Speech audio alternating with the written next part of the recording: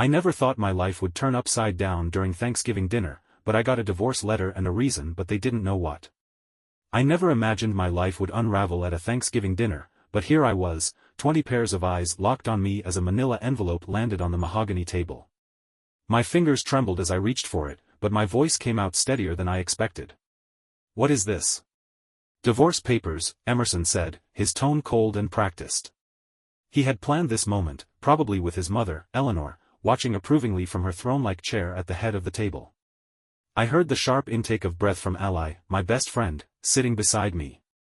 She grabbed my hand under the table, grounding me. Thank God she was here. "You're serving me divorce papers at Thanksgiving dinner?" I asked, the words tasting like acid. "Well, darling," Eleanor's voice dripped with false sympathy. "We thought it would be easier this way. The family could provide emotional support. Like the emotional support you showed when you called my art glorified finger painting last Christmas?" Laughter rippled across the table. Cora, my sister-in-law, took a sip of wine, smirking. "Let's not pretend your little hobby was ever going to amount to anything."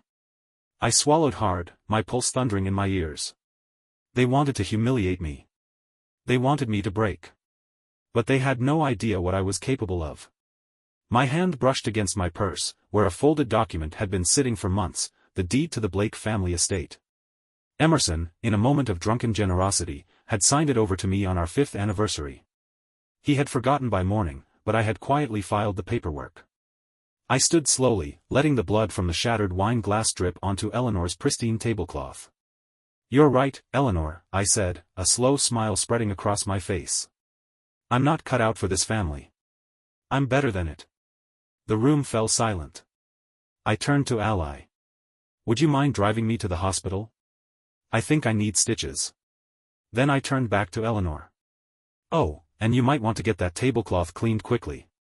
Bloodstains are such a nightmare to remove. Almost as difficult as eviction notices." The clatter of silverware, the hushed murmurs, it was all background noise as I walked out, leaving the Blake family reeling in my wake. The stitches in my hand didn't hurt as much as the betrayal, but I had no time to dwell on the pain. My phone had been vibrating non-stop, 23 missed calls from Emerson, a text from Cora calling me an ungrateful nobody, and Eleanor, demanding to know what I meant by eviction notices. Ally sat beside me, sipping wine from a plastic cup. "So," she said, scrolling through the deed on my phone. "What's the plan?" I exhaled, feeling the weight of my decision settle over me. "The Blake family estate is mine," I said.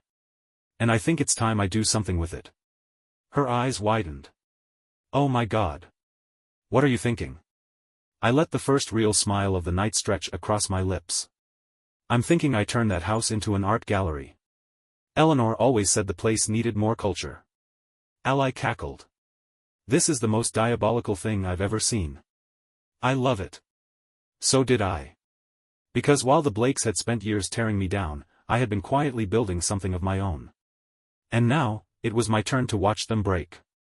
The morning after Thanksgiving, I woke up in Ally's guest room to the sound of my phone vibrating aggressively against the nightstand. I ignored it for as long as I could, but eventually, curiosity got the best of me. Emerson, 17 missed calls, 5 voicemails, Eleanor, 9 missed calls, 3 voicemails, Cora, blocked. I sighed, rubbing the sleep from my eyes as I listened to the most recent voicemail. Emerson's voice was tight, controlled. "Olive, this has gone too far. Call me back. We need to fix this before you do something stupid." "Too late for that, darling." I scrolled through my texts and found one from my lawyer, Riley. Riley reviewed the deed. "It's airtight. Call me when you're ready to talk options." I grinned. Nothing made the morning better than knowing I had legal backing. Ally poked her head into the room, a coffee in hand. "You ready to wage war?" "Absolutely." I took the coffee, inhaling deeply. Step 1, call Riley. 15 minutes later, I was on the phone with her, pacing Ally's kitchen as she laid out my options. "The estate is legally yours," she confirmed. "There's no loophole. Emerson signed it over willingly, and it was properly filed. If they fight it, they'll lose." I tapped my fingers against the counter. "So I can evict them?" Riley hesitated. Yes, but I'd advise giving them a formal notice before dropping the hammer. Ally smirked.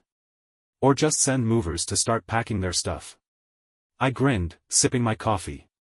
Tempting. Riley sighed. I know you want revenge, but be smart about this, Olive.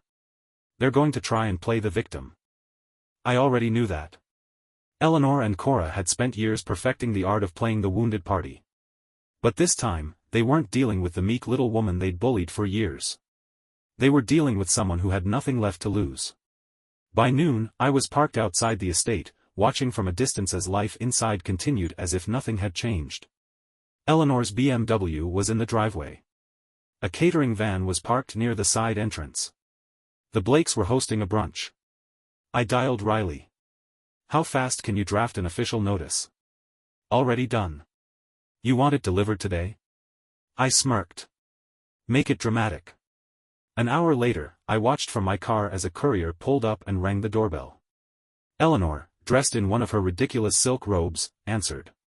She took the envelope, opened it. And then, she screamed. The front door slammed shut, and within seconds, my phone buzzed. Eleanor, you snake. How dare you do this to family? Emerson, Olive, we need to talk. Now. I ignored both.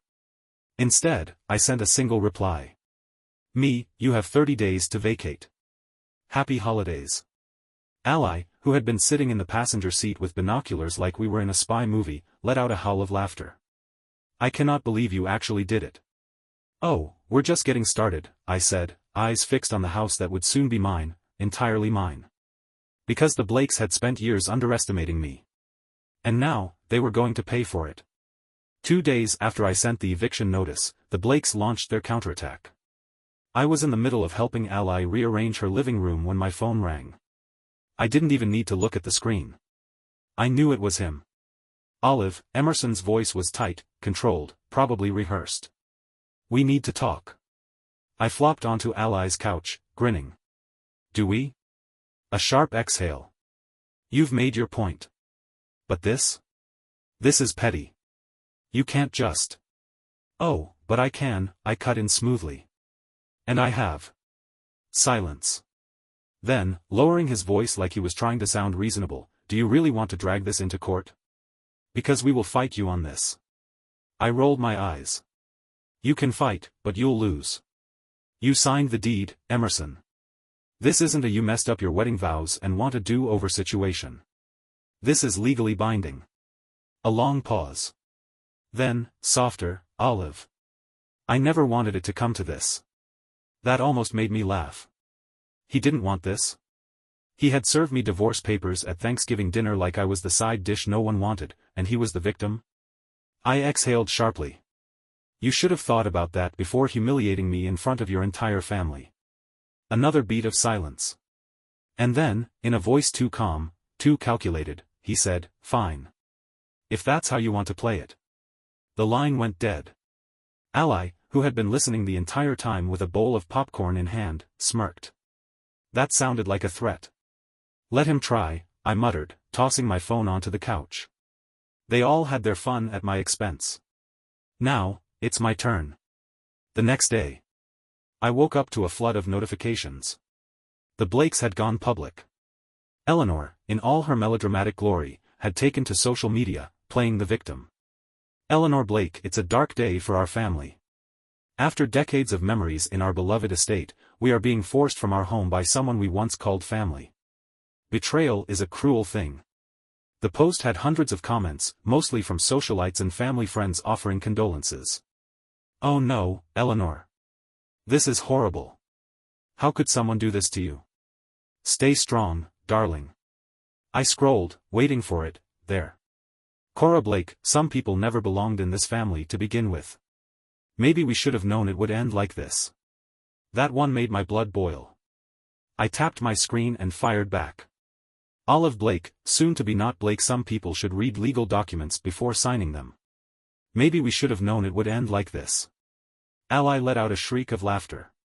You're so messy. I love it. I shrugged.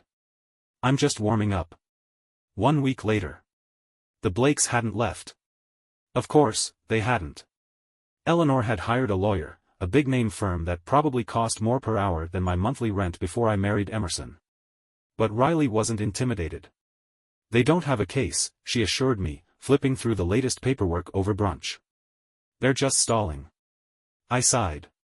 "Then how do we speed this up?" Riley smirked. "Simple. We hit them where it hurts." An hour later, I was drafting a formal press release. If Eleanor wanted to weaponize public opinion, so could I. Olive Blake, for those concerned about the Blake estate, let's clarify the situation. This property was legally transferred to me by my ex-husband. His family benefited from my investment for years, mocked my career, and discarded me when it was convenient. Now, they are upset that actions have consequences. They have 30 days to vacate.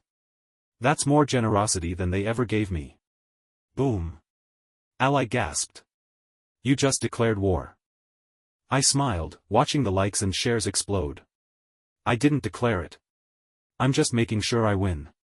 By the time my post hit 10,000 shares, I knew I had them cornered. The carefully curated Blake family image, the one they used to stomp on people like me, was shattering. And Eleanor? She was losing it. That night, I was curled up on Ally's couch, sipping wine, when my phone lit up with an incoming call. Blocked number. I let it ring. Then the voicemail came through. Eleanor's voice, shaking with rage. "You, ungrateful, little snake. You have no idea what you're doing. You think you're so clever? You think you've won? Let me tell you something, Olive, this world isn't kind to people like you. It doesn't matter what the law says. People like us, we always land on top. Enjoy your little victory while it lasts." I grinned, swirling my wine. "Oh, Eleanor. You just confirmed what I already knew." She wasn't fighting to save her home. She was fighting to save her reputation. And that? That was already gone. 1 week later. The official eviction deadline had arrived. I had expected a fight. Maybe even another PR stunt. Instead, the Blakes had gone silent. Too silent. Ally and I stood across the street, watching as movers loaded furniture into trucks. Cora stood on the porch, furious, directing workers while Eleanor sat stiff-backed in a chair, pretending she wasn't crying. Emerson was nowhere to be seen. Coward. Ally nudged me. "You want to say something?" I considered it. Rub it in their faces. Throw back every insult, every cruel remark, every moment they tried to break me. But then. No. They weren't worth it. Instead, I pulled out my phone and snapped a picture, Eleanor's empire, reduced to boxes on a curb. Then, I walked away. They wanted me broken. Instead, I walked away whole. And they? They had to live with what they did. 1 month later, the grand opening. The Blake family estate was no more. In its place? The Olive Gallery. The once exclusive mansion, filled with cold whispers and judgment, was now a public space filled with color, life, and art. My art. The art of every person who had ever been told they weren't good enough. Eleanor had always said the house needed more culture. Well, she finally got it. As I stood in the center of the gallery, surrounded by laughter and admiration, Ally clinked her glass against mine. "To revenge," she said, smirking. I shook my head, smiling. "No. To rebuilding. Because that's what they never understood. Some people break under pressure. And some turn it into art." Thank you for watching the video. Like it if you watched the video to the end and don't forget to subscribe. Have a nice day.